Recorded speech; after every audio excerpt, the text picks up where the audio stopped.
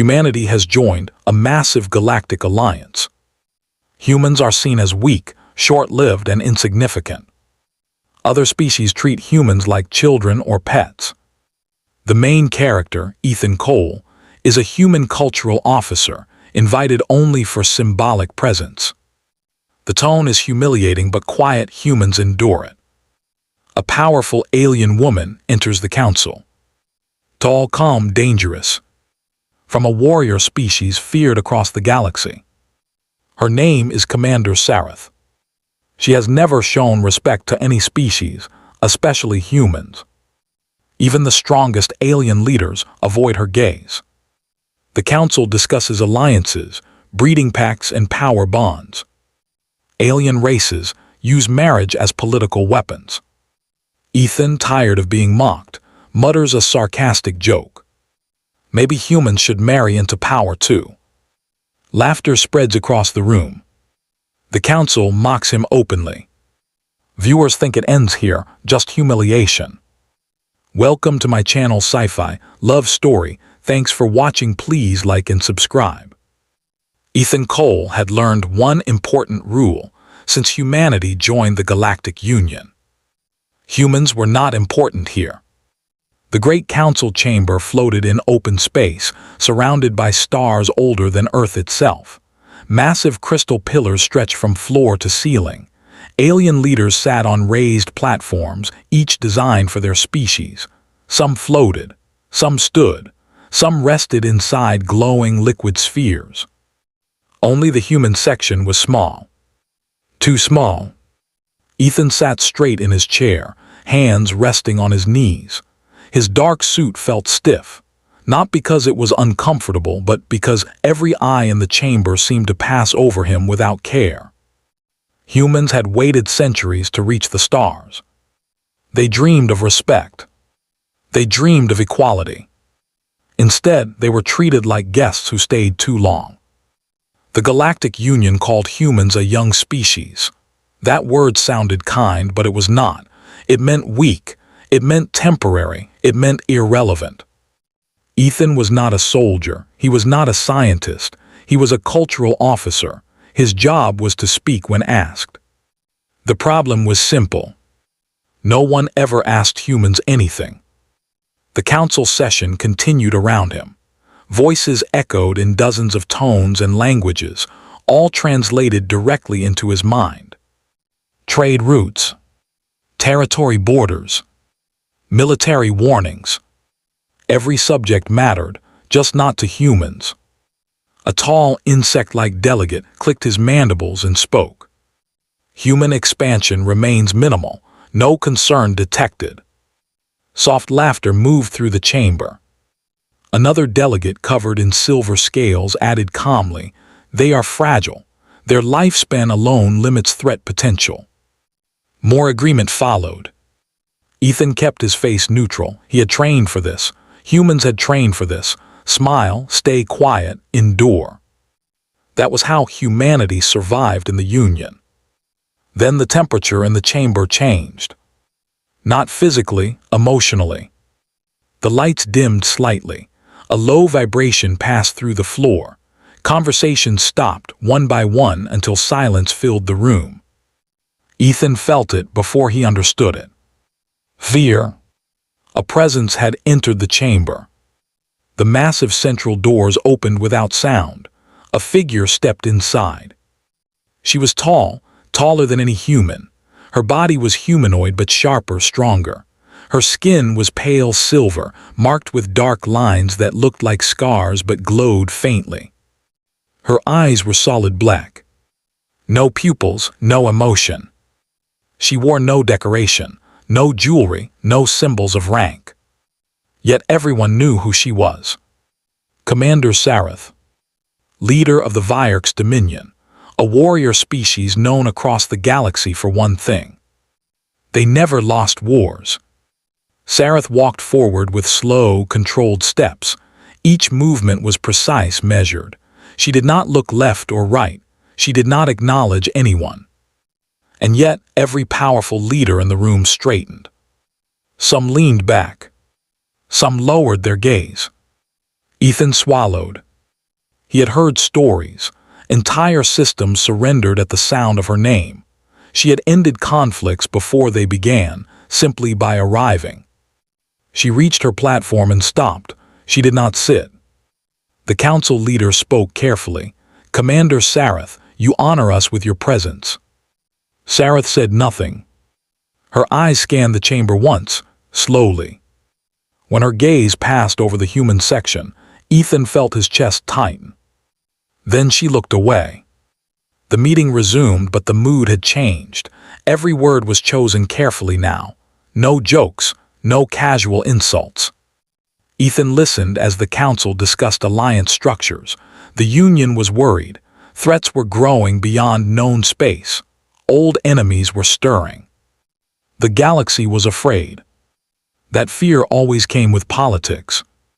A reptilian delegate spoke. The Union must strengthen bonds between dominant species, political unions, blood alliances. Another nodded. Interspecies bonding has proven effective. Shared heirs, shared futures. Ethan frowned slightly. Humans had heard this before. Powerful species used marriage the way humans use treaties. It was not about love, it was about control. The insect delegate turned slightly toward the human section. Humans, of course, are excluded. They offer nothing of genetic or military value. Laughter rippled through the chamber again, quieter this time, controlled. Ethan felt something twist inside him. He had stayed quiet for years. All humans had. But something about the laughter, about the casual dismissal, pressed too hard. Without thinking, without planning, he muttered under his breath. A joke. A weak one. Maybe humans should marry into power too. The words were barely spoken. Barely. But the chamber heard them. Silence exploded. Then laughter. Real laughter this time. Loud, open, uncontrolled. Some delegates slapped their platforms. Others leaned toward each other, amused. A human marriage alliance. With who? With a lifespan of less than a century. Ethan felt heat rise in his face. He regretted it instantly. It was stupid, emotional, unprofessional. He opened his mouth to apologize. Before he could speak, the laughter died. It did not fade. It stopped. Commander Sareth had turned. Her black eyes locked onto Ethan. The room froze. No one spoke, no one breathed. Ethan's heart hammered in his chest. He felt very small, very visible. Sareth studied him for a long moment. Her face showed nothing. No anger, no humor, no curiosity. Then she spoke. Her voice was calm, low, clear. I accept. The words echoed through the chamber. Ethan blinked once, twice. The council leader leaned forward. Commander, accept what? Sareth did not look away from Ethan. The human's proposal. Confusion spread like a wave. The reptilian delegate hissed softly, "This is nonsense." The insect delegate clicked nervously. "Surely you misunderstand. It was a joke." Sareth finally turned her gaze to the council. "Humans do not joke about survival," she said. "They joke when they feel cornered." Ethan's mouth was dry. He stood slowly, unsure why he was doing it. "Commander," he said carefully, "I didn't." Sareth raised one hand. He stopped. Her eyes returned to him. "You spoke truth without knowing it," she said. "That makes it no less real." The chamber erupted. Voices overlapped. Accusations flew. This is manipulation. The Vyarks seek advantage. Humans cannot be allowed. Sareth's voice cut through everything. Silence. The command carried weight, actual weight. The room obeyed. She stepped forward, closer to the center. "The Union fears what comes next," she said. "They fear extinction. They fear the unknown." Her gaze swept across the leaders. "I have seen the future paths," she continued. "Most end in darkness." She turned back to Ethan. "One does not." Ethan felt every eye on him. Fear, suspicion, something worse. Hope. The council leader spoke carefully. You claim humans are important. Sareth's expression did not change. No, she said. I claim humans are dangerous. A murmur spread. Ethan felt his stomach drop. They do not know their strength, Sareth continued. That makes them unpredictable. She paused. That makes them necessary. Ethan's mind raced. This was wrong, all of it. Humans were weak, that was fact, everyone knew it. Commander, he said quietly, I think there's been a mistake. Sareth looked at him. For your species, she said, mistakes are how evolution begins. The council leader stood. This proposal cannot be accepted without review. The Union must. Sareth interrupted him. The Union does not decide this. Her voice was calm, certain. The future does. She turned and walked back toward the doors. As she passed the human section, she stopped. Without looking at Ethan, she spoke one final sentence. Prepare your people, she said. The galaxy is about to learn what humans really are. The doors closed behind her. Silence filled the chamber. Slowly, every alien gaze turned toward Ethan. Not with laughter. Not with mockery. With fear. Ethan sat back down, his hands shaking.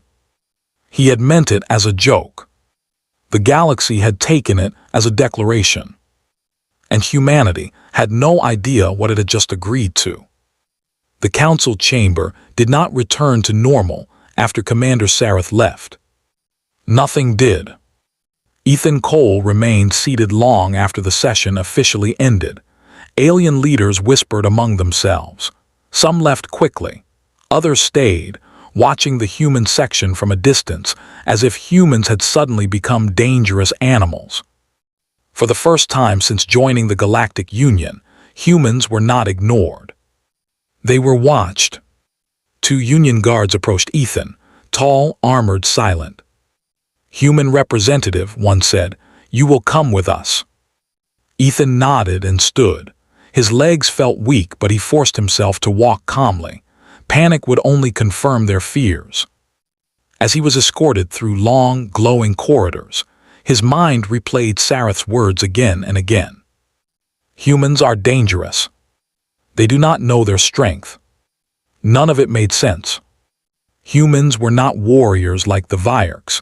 They were not ancient like the elder races. They struggled just to survive in hostile systems. So why had the most feared commander in the galaxy chosen them? Ethan was brought into a private chamber, the doors sealed behind him. Commander Sareth was already there. She stood near a wide viewing window that looked out into open space. Stars drifted slowly past. She did not turn when Ethan entered. You are afraid, she said. Ethan swallowed. Yes. That is acceptable, Sareth replied. Fear sharpens humans. He frowned. Commander, I think you made a mistake. I made a joke. Humans don't make political unions like that. Sareth turned to face him. Your species lies to survive, she said calmly, but your instincts speak truth. She stepped closer. Ethan felt the pressure of her presence, like standing too close to a storm. Tell me, she continued, how many times has humanity faced extinction? Ethan hesitated. Several: climate collapse, nuclear war, pandemics, artificial intelligence risks. Sareth nodded slowly. And each time, we survived, Ethan said. You adapted, she corrected, faster than logic predicts. She raised one hand, and a holographic image appeared between them. It showed branching lines, stretching forward like roots. These are future paths, she said. My species can sense them, not see clearly, but feel their weight. Most of the paths faded into darkness. Only a few burned bright. All bright paths, Sareth continued, contain humans. Ethan stared at the image. Why? He asked quietly. Because humans change under pressure, she said. Other species break. She waved her hand again. The image changed. Ancient battles, lost civilizations, dead worlds. These species were strong, Sareth said. Stronger than humans, smarter, older. The image darkened. They failed, she finished. The image shifted again. Humans, small fleets, improvised weapons, broken planets turned into thriving colonies. They should not have survived, Sareth said, but they did. Ethan felt something stir inside him. Pride, fear, confusion. You accepted the union, he said. Why me? Sareth looked at him for a long moment. Because you joked, she said, in a room full of fear. She turned back to the stars. That is a human trait. News spread across the galaxy faster than any ship could travel. The Virx commander had accepted a human union. Markets froze, alliances paused, fleets stood down. On Earth, governments received emergency transmissions from the Galactic Union. Human leaders panicked. They demanded answers from Ethan, from the Union, from anyone who knew what was happening. Ethan was returned to Earth under heavy escort. This time, alien ships surrounded the human convoy. Not to threaten, to protect. When Ethan stepped onto Earth's soil again, he felt the weight of billions of eyes on him. He was no hero. He was not prepared for this. World leaders gathered in emergency session. Ethan stood before them and told the truth. Everything. The joke. The acceptance. Sareth's warning. There was silence when he finished. Finally, one leader spoke. She thinks we're dangerous. Ethan nodded, yes. Another leader laughed nervously. We can barely agree on trade laws. Ethan looked around the room. We always fight each other, he said, until something bigger shows up. The room grew quiet. At that moment, a new transmission arrived. Sareth appeared on the screen. The enemy has awakened, she said. She showed them images of massive machines drifting through dead space, cold, silent, endless. They consume civilizations, she said. They have returned. Fear spread through the room. No species has defeated them alone, Sareth continued. The last cycle ended in collapse. She paused. This cycle will not. She looked directly at the camera. Humanity will lead. Protests erupted, denials, fear. Sareth waited. When pressure comes, she said, humans unite, you always have. She ended the transmission. The room fell silent again. Then something unexpected happened. Human leaders began to agree. Not on everything, not perfectly. But enough. Enough to act. Earth mobilized. Scientists shared data without borders. Engineers worked without profit. Militaries coordinated without politics. Human ships were redesigned quickly, not elegant, not powerful by alien standards, but adaptable. Human weapons were simple, brutal, effective. Alien observers watched in shock as humans tested, failed, adjusted, and improved in weeks what took others decades. The machine fleets arrived. Cold metal against living will. The first battle was chaos. Human ships were destroyed, crews died, panic spread. Then humans adapted. They changed tactics mid-battle, used damaged ships as weapons, turned weakness into traps. The machines could not predict them. Ethan watched the battle from the command center, standing beside Sareth. They're learning, she said softly. Human fleets pushed back. Alien allies followed behind them, watching in disbelief as humans led charges that logic said would fail. But humans did not fight with logic alone. They fought with anger, hope, fear, memory. They fought because they refused to disappear. The final push came near a dead star.